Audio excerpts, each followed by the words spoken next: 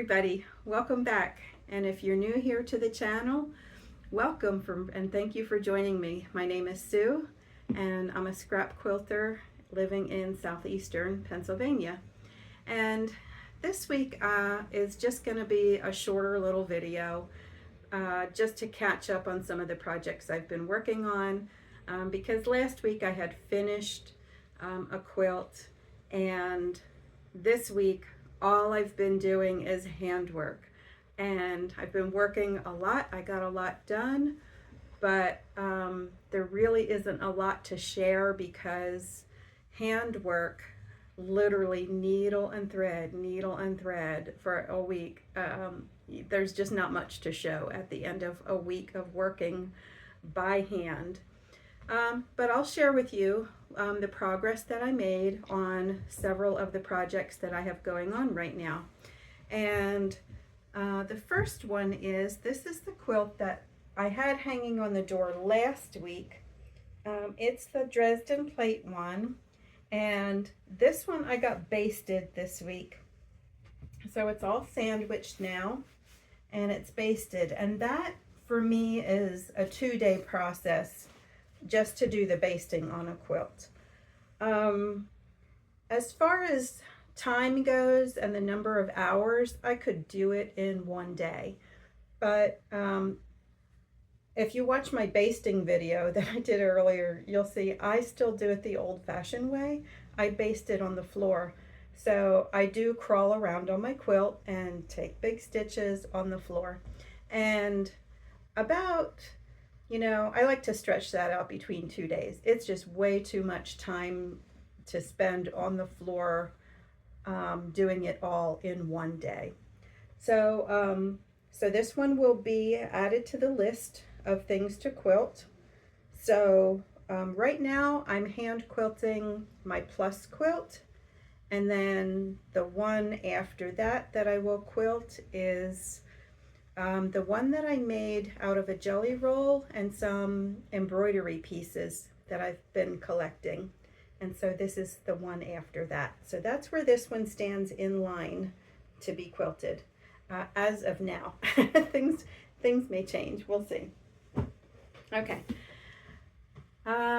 One of the other things that I've kind of been working on a little bit behind the scenes, I've been sewing together some of my green squares with neutral backgrounds, and I still have no idea how I'm going to lay this out, what this will become. I started this because I have all of my 2.5-inch squares in a drawer by my sewing table, and when one of those piles is getting too big or out of control, I start to make a project out of them. And so my greens were kind of overflowing. So I started sewing them together into 4 patches, and then I sewed for 4 patches together so that now it's a 16 patch. So I did make a few more of these. This is certainly not really on my radar to finish or do anything with. I may end up just sewing all of these together and just doing a standard patchwork quilt just in greens and whites. But that could change too. I don't know. So, okay, so I was working on that a little bit. And now, let's see, let's go to this project next.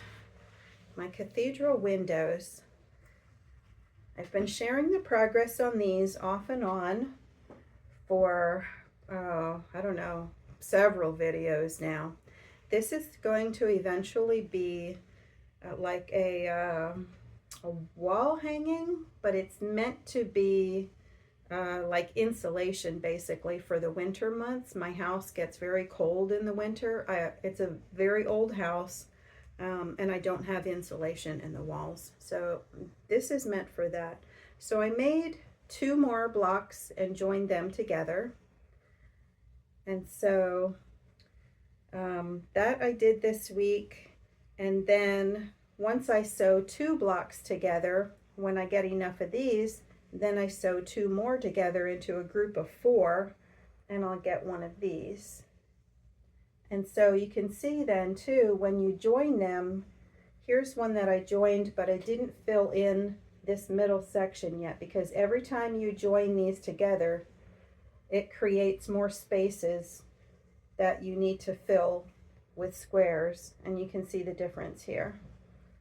This is this middle section here, along here, I did fill those. So that one's completely filled. And then these others I just joined, and I didn't get a chance to fill those yet. So I have, that's one big one, that's two, and that's three, and here's four. And again, this is 100% done by hand. So that's it's just time consuming to do that. So, but I'm happy with the progress. It's moving forward. And let's see, we'll move on to this one next. Okay, we'll move on to the Dresden plates now. If you've watched some of my past videos, you'll see that one of my friends gave me some Dresden plates that belonged to her grandmother. And she wanted to know if I could just take one of them and make a pillow for her. And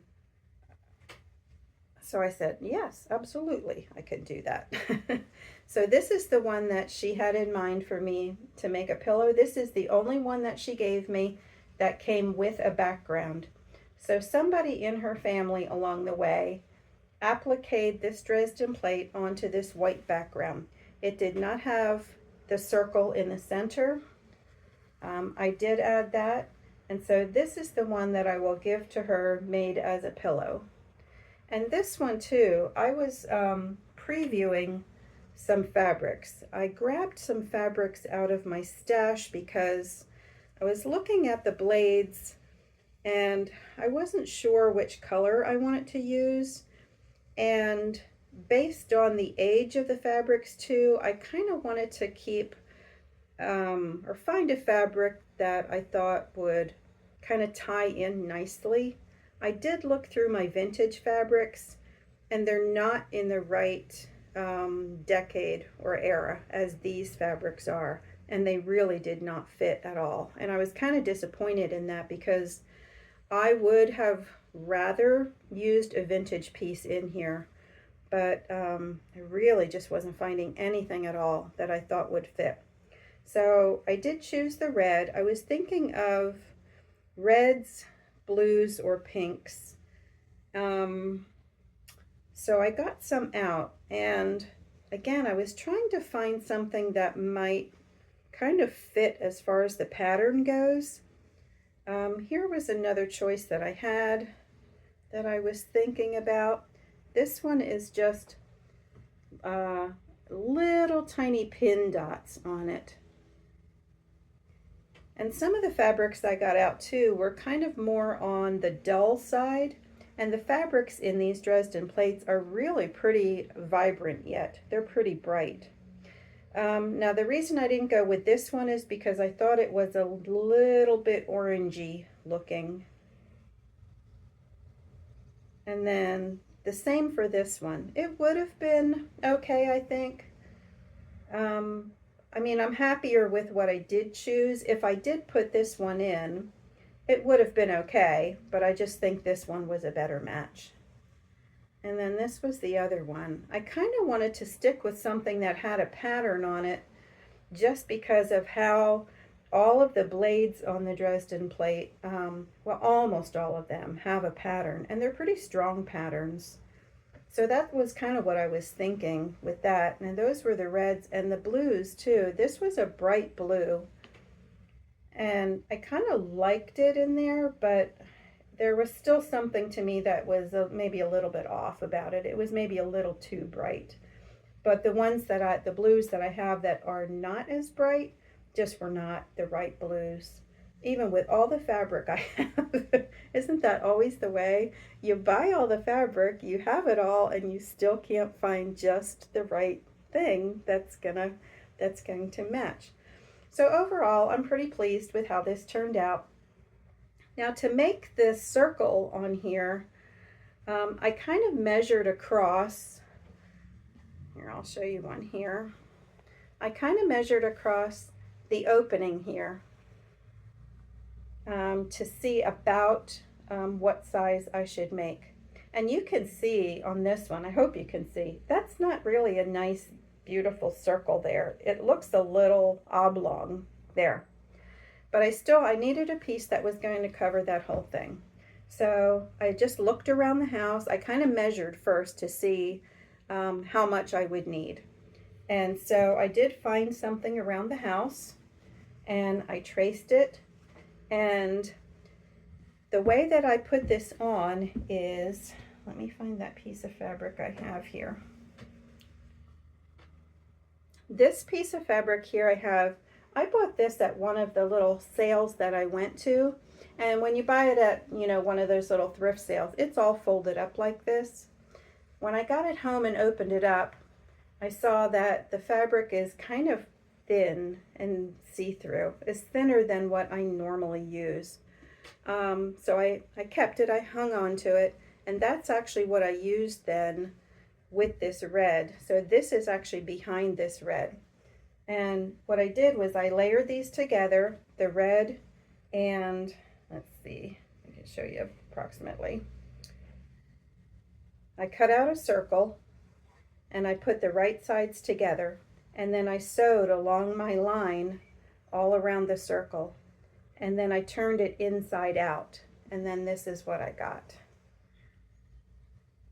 Because I think that gives you a really nice clean edge around the outside of it. And so that's how I did that. Now there is a little bit more fabric on here. This, I'm not sure, I haven't decided yet whether I'm going to do some quilting on it or not, because it's meant to be a pillow. I actually might do a little bit of quilting on it, but I'm not really worried about that extra piece of fabric under there because it's so thin. I can handle it. I can do it.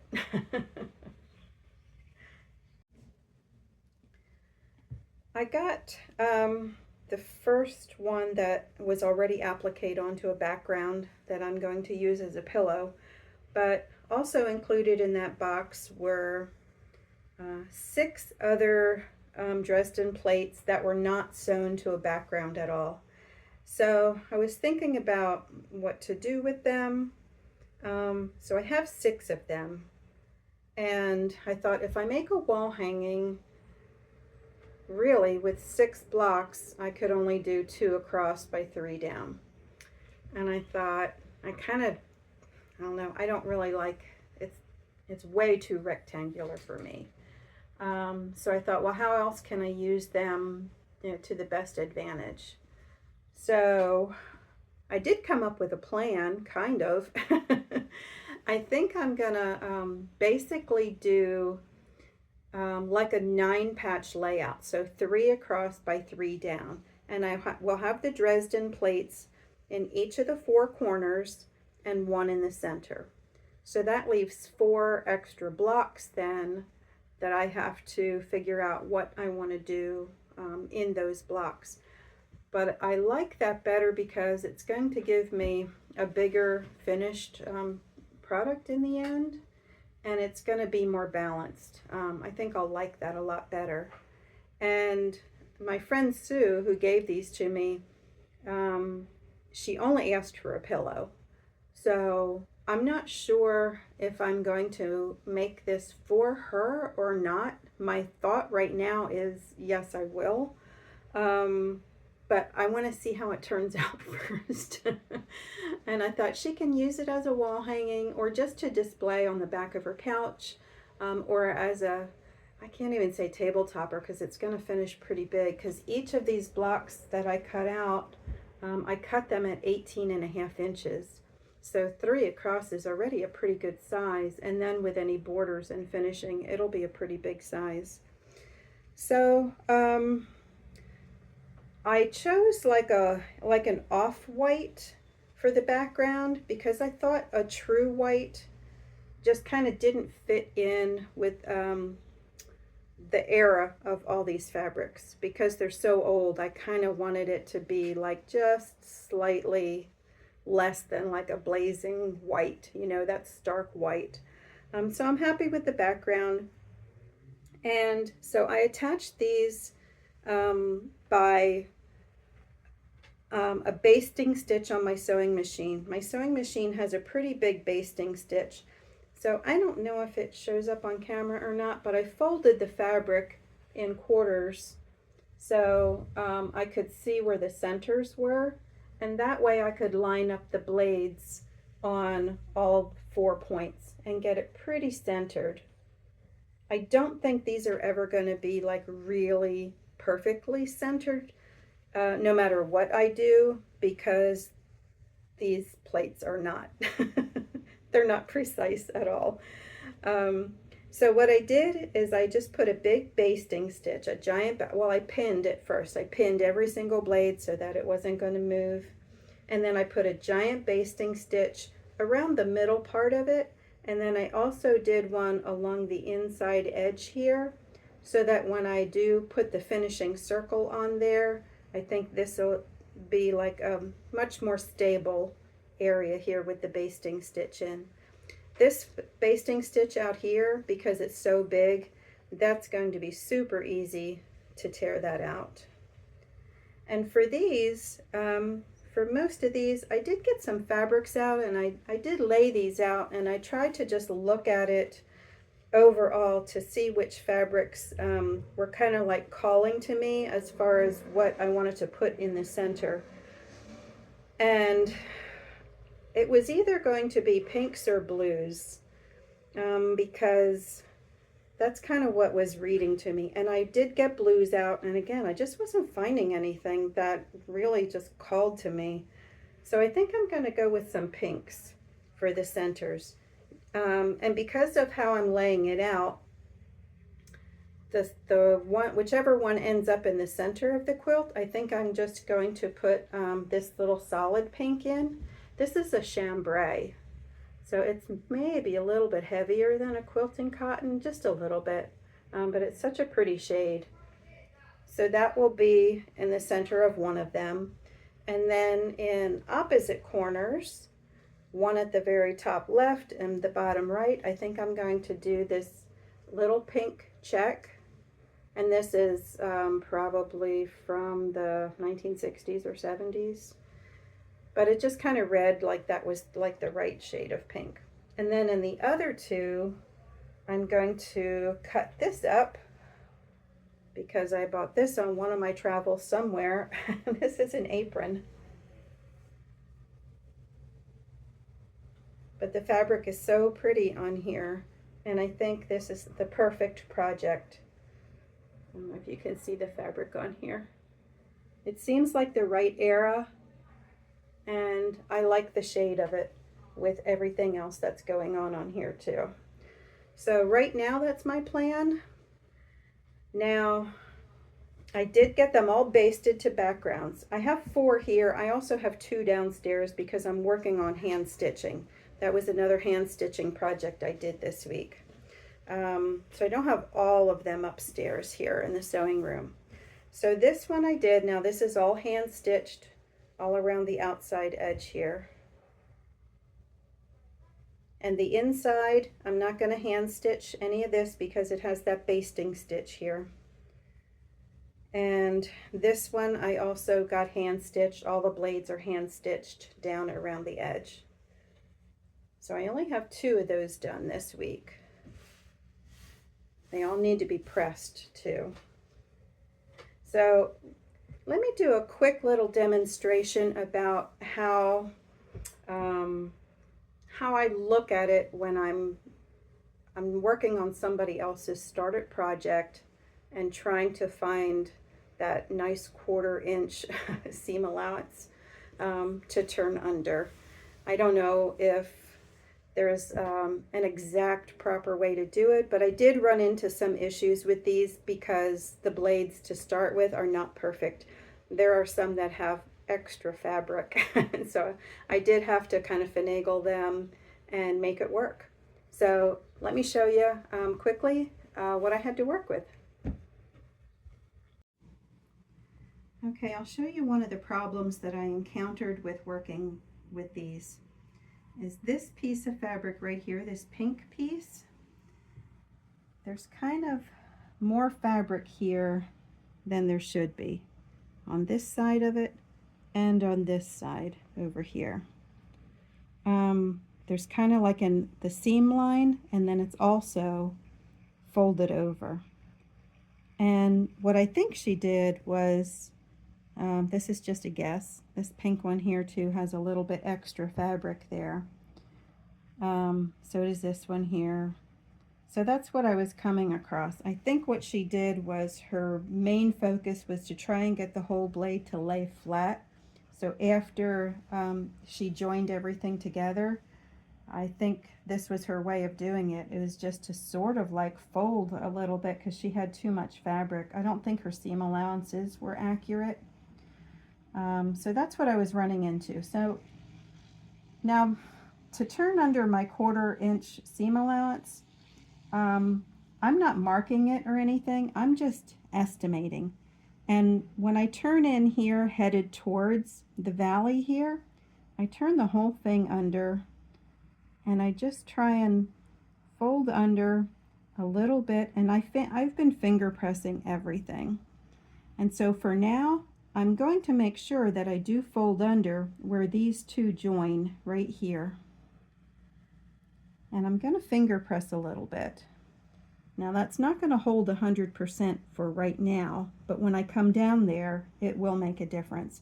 So I finger press this little bit here. I kind of hold it and flip it over, and then I rub again to make sure I have a crease in there. So now I have an edge that I can sew.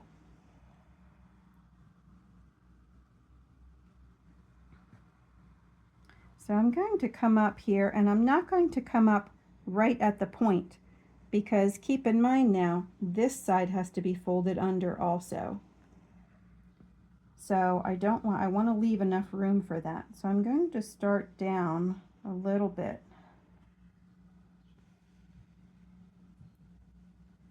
See if the light I have is good enough here. Okay. And I'm trying to hold down the part that I've turned under. I'm trying to keep my finger on that all the time.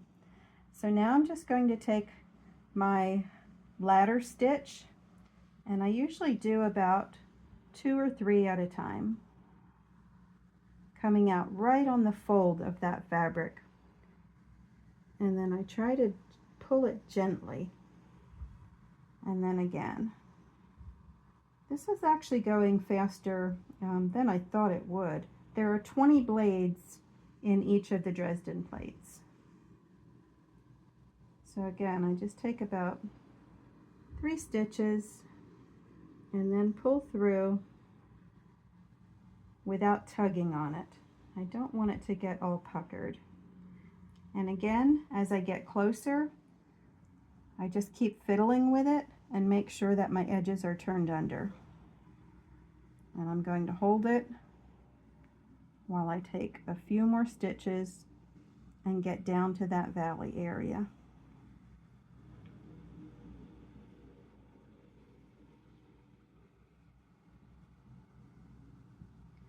I'll probably just take one more in here.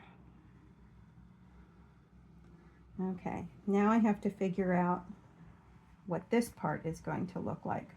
So I'll turn it over, and I kind of start at the top here, and I'll turn over a little bit and try to get it to go all the way down to the valley area the best I can.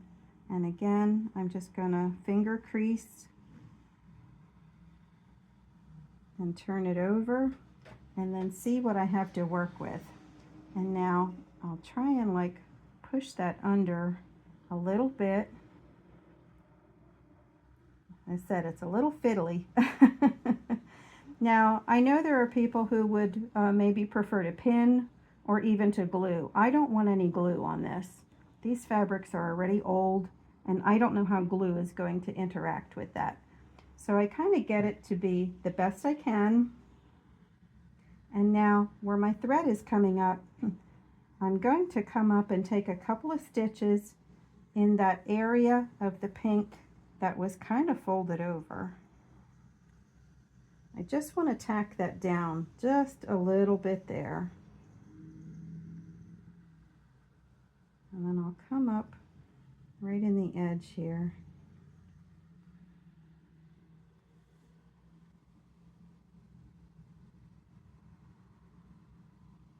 Right in the edge of that fold.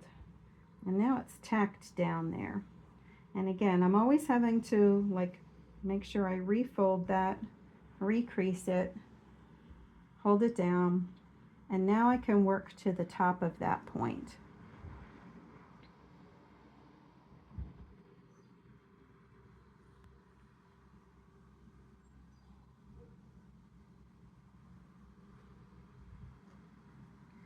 The thread I'm using is just my quilting thread that I use. It's this Coats and Clark, and almost all the quilting thread I use is white. If you look really close, you know, especially if you pull at it a little bit, you can see my stitches. But when I look at what the original maker did, my stitches are way better. And honestly, once it's quilted and in a quilt, they'll be fine. They're not perfect. I'm not a master at all with applique, but I can get the job done. And the other part too that I found is when you're working with a fabric where there are like white spaces on it like that, that really helps to hide your thread because I'm using white thread. So even if there's places where there's a lot of color, but maybe little bits of white, I might intentionally aim for my thread to come out on the part that's white. Okay, now again, I'm not going to go to the very, very top of this. I'm going to leave a little bit of room so that I can turn this under. So now again, I'm going to turn this whole thing here. And there's my point. And I'm going to just I just eyeball it and turn under a little bit there. And then this is another part that's maybe a little bit fiddly, is the top here where you're going to get your point. So sometimes I use my scissors just to help it lay down a little bit till I get a nice point up there. And this one makes me happy because there's white at the top here. So if it's not exactly a perfect point, that, because of the pattern having white there, the point itself is kind of going to disappear a little bit into the background fabric, and so is my thread. So it's just a little more forgiving.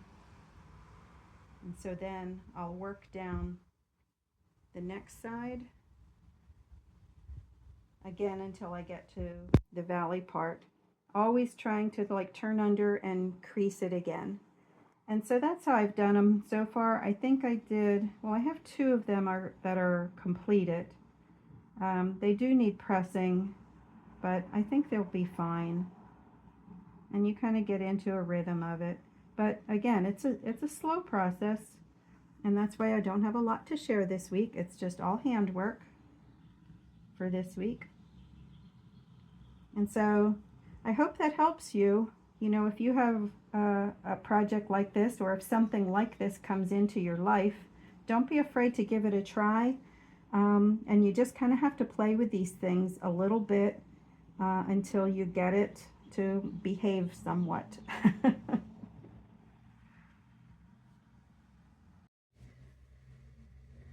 That about wraps it up for the projects that I'm currently working on this week. But before I go, I wanted to talk about the quilt that's hanging behind me here. Because I didn't have a new finish, I thought I'd get out one of my older quilts, like much older, like from the 1990s, and maybe share some of my first attempts at quilting with everybody. The one that's behind me now was made when my kids were little, and this was a joint project with me and with them. I always like to encourage them in any artistic ways. We had lots and lots of art supplies and craftsy items, you know, in the house when they were little. And when I started quilting, this was just another way that we could just have fun together. So I appliqued all of the hearts on here, and then they joined me in playing with the buttons. There's all kinds of things on this quilt as far as embellishments go. We used to have a place in town, but there was a little storefront in this building that sold a wide assortment of fabrics. And in that store, they had a big barrel full of buttons. And every time I went in there, they had the best muslin ever too. So I'd get a lot of muslin there. The kids would like to play in the button barrel. And so a lot of the buttons came home with us. They like to like dig their fingers in and let the buttons, you know, kind of trickle through their fingers and stuff. So a lot of the buttons that are on here came from that. They would get a cup of buttons and then we came home and played with them. There are also little pieces of jewelry on here, different kinds of charms. There's a key on here. I don't remember what the key was for. I have the baby bracelets on this quilt that both of my kids came home from the hospital wearing. So they're on this quilt too. So because it's so personal, this is one of the quilts I can never sell. You know, people have asked me already, what do you do with all of your quilts? I actually have a pretty large number of quilts that I can't sell because of reasons like this. They're way too personal and it wouldn't mean anything to anybody other than me. So we'll take this down and I'll show you some close-ups of it. But till then, I'm going to wrap this up for today, and I wish you all happy quilting. And hopefully by next time I have a few more things that are closer to being finished. So take care, everybody, and I'll see you later. Bye.